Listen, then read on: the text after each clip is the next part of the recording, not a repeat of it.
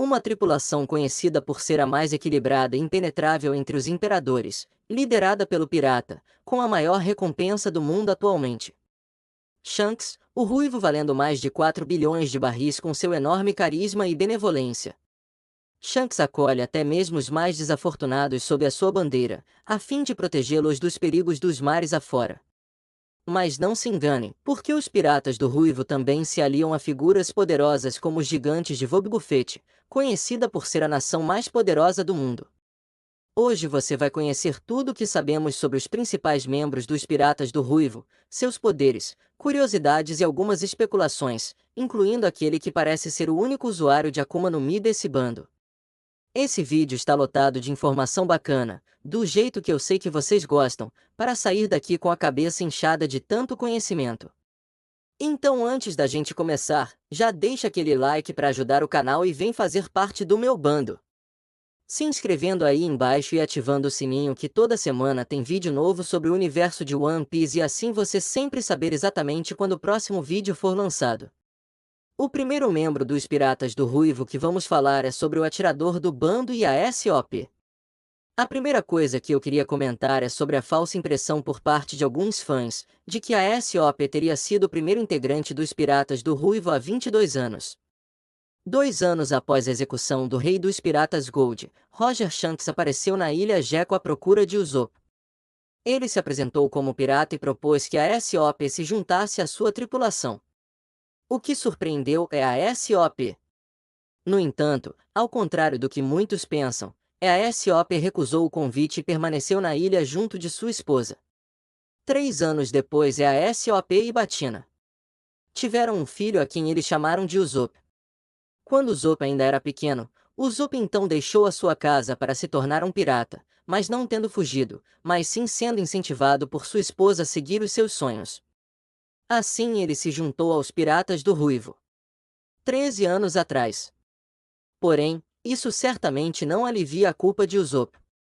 Na verdade até deixa as coisas piores, já que ao invés de ter abandonado apenas a sua esposa, ele abandonou tanto a sua esposa quanto seu filho ainda pequeno. A única coisa que eu quero saber é quem será o personagem de One Piece que assumirá o papel do Leorio de Hunter x Hunter de dar um soco na cara desse homem quando chegar ao momento do Usopp reencontrar o seu filho. Outro detalhe interessante é a relação de inimizade entre a S.O.P. vista ao final da Guerra de Marineford e a Usopp vista, foram vistos trocando olhares de descontentamento. O Databook Blue Trip menciona que algo aconteceu no passado entre os dois. Ou seja, talvez essa rivalidade entre eles não se dê apenas pela rivalidade de suas tripulações, mas sim por algo pessoal. Quem sabe a gente ainda descubra o motivo disso, caso Vista ainda venha a aparecer na história. Será que o Espada Floral chegou a enviar flores para a esposa de Usopp no passado? Fica aí o questionamento. Outro detalhe curioso é que Usopp possui a alcunha de o Caçador, provavelmente pelo seu estilo de combate armado. Segundo o próprio Usopp, ele poderia atirar na antena de uma formiga a 30 metros de distância. Além disso, Luffy afirma nunca ter visto Usopp errar um tiro sequer.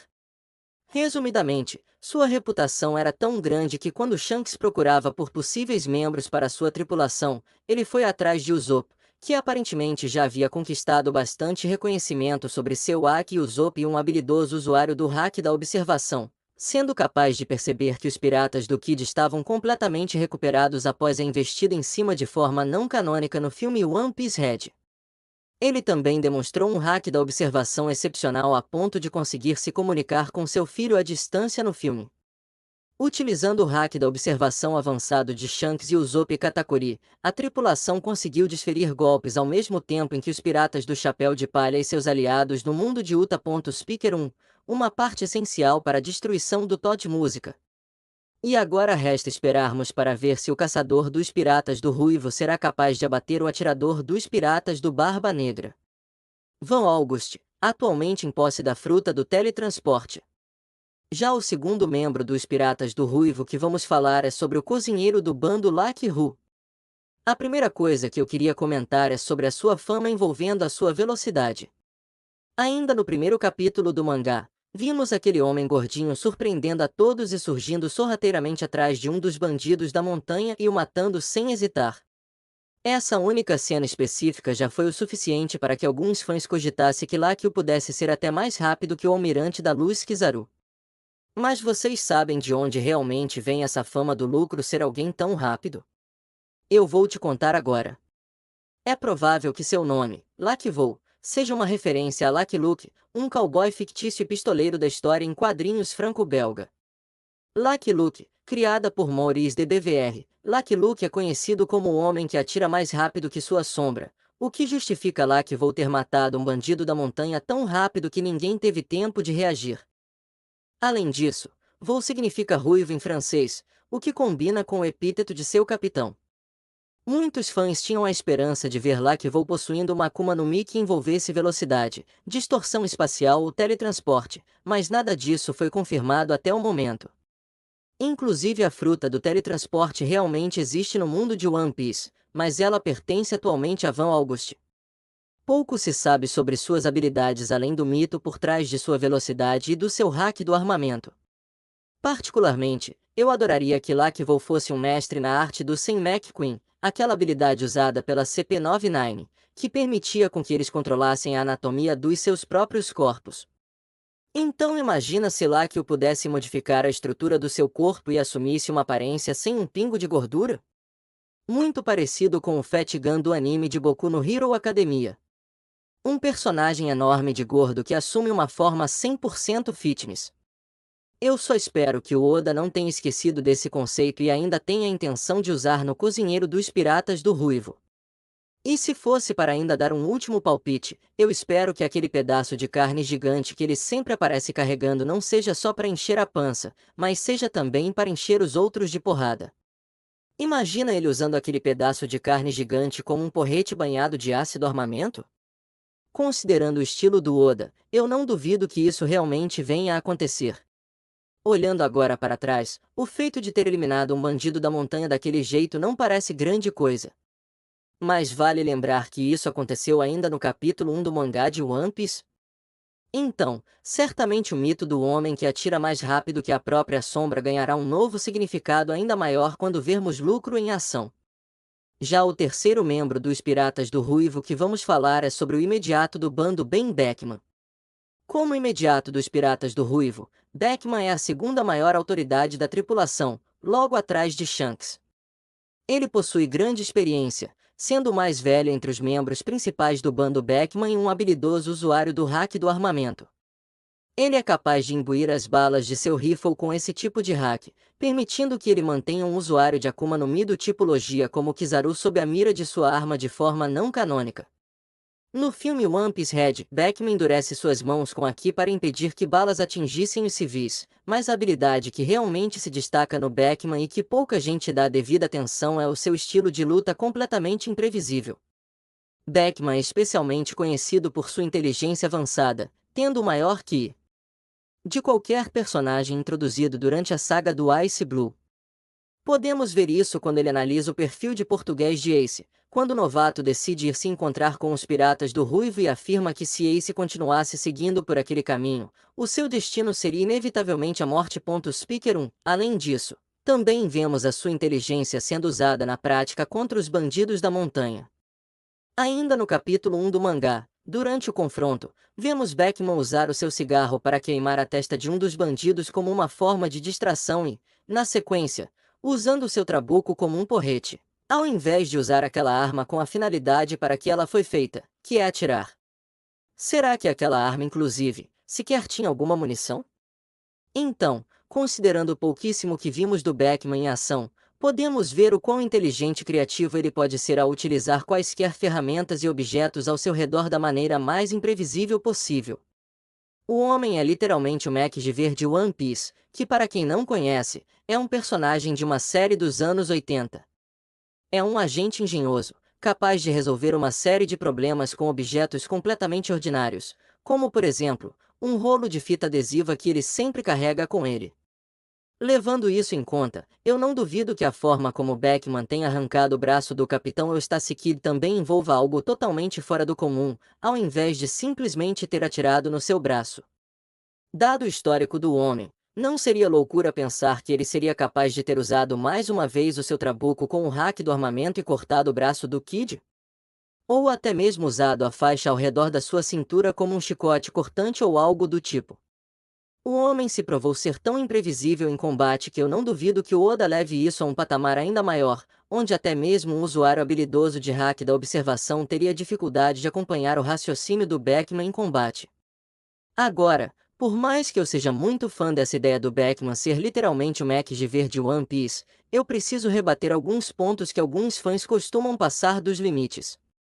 O primeiro deles envolve o Databook Vivricard, que supostamente afirma que Ben Beckman é um pirata equiparável em nível de força ao Capitão Shanks, o Ruivo. Aqui vale observar que a frase não afirma sobre nível de força propriamente dito, mas sim que abre aspas comparável ao Ruivo. A existência de Beckman é temida até mesmo pelos poderosos guerreiros do Novo Mundo. Fecha aspas. E quando voltamos no arco de Wano, por exemplo, podemos ver que isso não é algo exclusivo do Beckman. Quando observamos que o Kaido surtou de medo vendo os comandantes da Big Mom subindo a cachoeira e entrando no seu território. Ou seja, a existência dos comandantes da Big Mom sendo temida até mesmo pelo pirata mais forte antes da sua morte. Outro exemplo que muita gente usa a favor do Beckman é a cena onde ele aponta sua arma para o almirante Kizaru durante a Guerra de Marineford, Kizaru esse que já havia enfrentado Marco, a Fênix e até mesmo Barba Branca pessoalmente. Aqui vale lembrar da personalidade irônica do Kizaru, que muita gente se esquece nessas horas. E ainda que a aparição dos Piratas do Ruivo foi uma surpresa para todo mundo ali, considerando quão longe ele estava no dia anterior, então é natural que o Kizaru e qualquer outro marinheiro ficasse surpreso com a presença daquele bando. Porém, a presença do Beckman, no fim das contas, não foi o suficiente para parar de fato o Kizaru, que logo depois se moveu para prosseguir com o ataque ao submarino, enquanto Beckman perdeu completamente a compostura, começando a suar frio, preocupado com o avanço do almirante. Eu sei que alguns de vocês não esperavam ver eu falando essas coisas do Beckman, podendo até ser um choque de realidade para alguns de vocês, mas eu preciso manter a minha fama como a pessoa mais imparcial dessa internet. Ainda assim, eu mantenho a minha palavra de que o verdadeiro estilo de luta do Beckman seguirá como o Mac de verde One Piece, como o membro mais inteligente, criativo e imprevisível dos Piratas do Ruivo. Já o quarto membro dos Piratas do Ruivo que vamos falar é sobre o misterioso membro usuário de Akuma no Mi. Será que eu estou falando do Monster? Aquele macaco do bando que inacreditavelmente também é um dos comandantes dos Piratas do Ruivo? Não, eu estou falando do Rockstar e um pirata que entrou há 2 anos na tripulação do Ruivo e sua primeira aparição foi visitando o navio do Barba Branca, a fim de entregar uma carta enviada pelo seu capitão. Speaker 1, na ocasião. Rockstar se gaba dizendo ser um pirata famoso com uma recompensa de 94 milhões de barris. Mas para sua decepção, ninguém ali nunca tinha ouvido falar desse nome. Esse é um detalhe que pode parecer bobo, mas que pode também esconder algo relevante para a história. Algumas pessoas acreditam que Rockstar possa ter alguma relação de parentesco com Rocks de Rebecca, o pirata que foi o maior inimigo que Roger já enfrentou é o capitão da maior tripulação pirata 40 anos atrás. Além dos nomes serem parecidos Rocks de Quebec e Rockstar. Seria irônico um pirata como Rockstar alegar ser um pirata famoso, mas que ninguém realmente conhece, mas ao mesmo tempo também sendo parente de um dos maiores piratas que já existiu na história de One Piece. Ou seja, os piratas do Barba Branca podiam não conhecer o seu nome, mas certamente conheciam o nome do seu pai. Mas agora falando um pouco mais sério, existe realmente a possibilidade do nome Rockstar esconder um detalhe importante que seria a sua Akuma no Mi? Não é de hoje que os nomes de vários personagens de One Piece possuem relação direta com seus próprios poderes e o Rockstar parece pertencer a essa lista. E eu vou explicar para vocês o porquê. Quando observamos o túmulo de Porgas de Ace e Barba Branca, podemos notar uma diferença muito peculiar durante o funeral. Seus objetos estão como os conhecemos, mas 2 anos depois podemos ver que esses mesmos objetos, com exceção da lâmina do Barba Branca, estão completamente petrificados. Como assim? Será que a boa Hancock chegou a petrificar aqueles objetos? A gente sabe que ela tem essa habilidade, mas qual o sentido dela ir até lá fazer isso? Nenhum. Por isso, então que eu acredito que o responsável por isso tenha sido o membro dos Piratas do Ruivo Rockstar. A ideia que eu trago nesse vídeo é que Rockstar pode ter uma habilidade de Akuma no Mi relacionada à petrificação como parte do seu próprio nome. Rock sugere mais especificamente uma habilidade relacionada à fossilização. Talvez o que Rockstar tenha feito para eternizar o túmulo de Ace Barba Branca tenha sido fossilizar aqueles objetos para que eles permanecessem intactos através do tempo. Afinal, se conseguimos encontrar fósseis de dezenas de milhares de anos atrás, a ideia de transformar os objetos daqueles dois em fósseis talvez também tenha sido para esse mesmo propósito eternizar seus nomes na história. E para essa ideia eu preciso dar os créditos para o meu brother Tassiano, do canal Zona Op, que postou essa ideia no canal dele e que eu quis compartilhar com vocês aqui nesse vídeo, porque eu achei simplesmente sensacional. E agora o principal membro dos Piratas do Ruivo que vamos falar é sobre o capitão do bando Shanks. O passado e a origem de Shanks ainda é rodeado de mistérios. Sabemos que ele foi encontrado ainda bebê, com 1 ano de idade, num baú de tesouros pilhado pelos piratas Roger durante o incidente de God Valley. Com isso, suspeitamos que ele possua alguma relação com os nobres mundiais, mais especificamente a família Garland, que inclusive esteve presente durante o mesmo incidente através da figura de Erlan Garland durante o filme One Piece Red. Os Goro se questionam se deveriam mandar assassinar a Uta, considerando que ela possuía o sangue da família Garland, mas isso não passa de uma confusão, já que a Luta era considerada filha do Shanks, aquele que realmente teria o sangue da família Garland. E é claro, isso ajudaria a justificar o nível de autoridade do Shanks ao ser capaz de negociar diretamente com o almirante de frota Sengoku pelo fim da guerra de Marineford e ainda conversar diretamente com a maior autoridade do mundo de One Piece, os Goro. Isso indica que mesmo ele assumindo a posição de um pirata no mundo de One Piece, a sua autoridade como um nobre mundial ainda tem uma forte influência dentro do governo mundial sobre seus poderes. Sabemos que Shanks é um usuário extremamente habilidoso do Haki da observação. Ele foi capaz de perceber uma presença estranha enquanto estava a quilômetros de distância de Wano que pertencia ao almirante Araki. Speaker 1. Ele também é capaz de utilizar a forma avançada desse hack, que permite enxergar brevemente o futuro, como demonstrado quando previu Eustace Kid se preparando para atacar e eliminar todos os navios de seus aliados.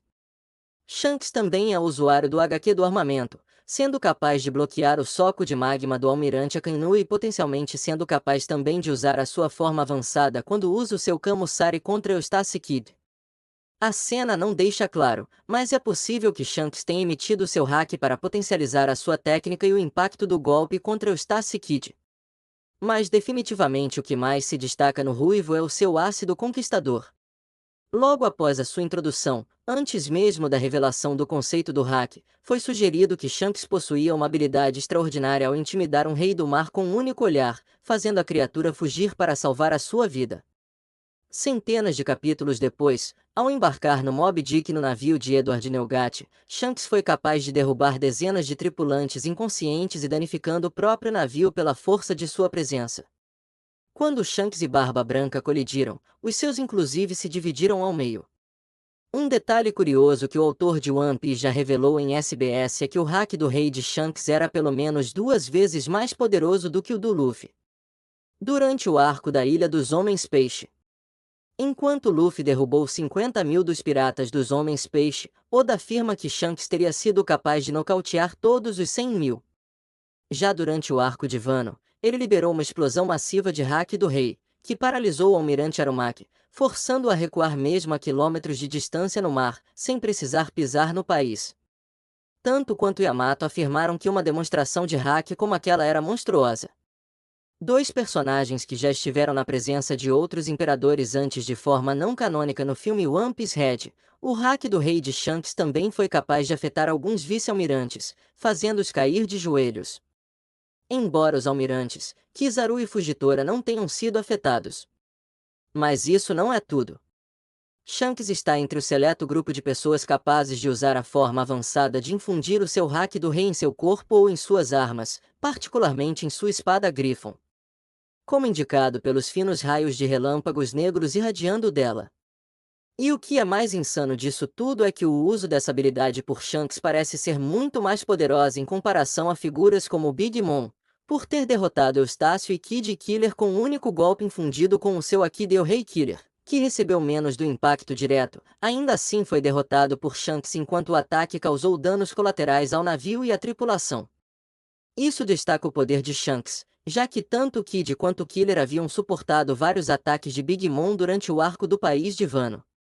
Porém, Shanks já pertence a esse seleto grupo de pessoas capazes de usar a forma avançada da infusão do Haki do Conquistador.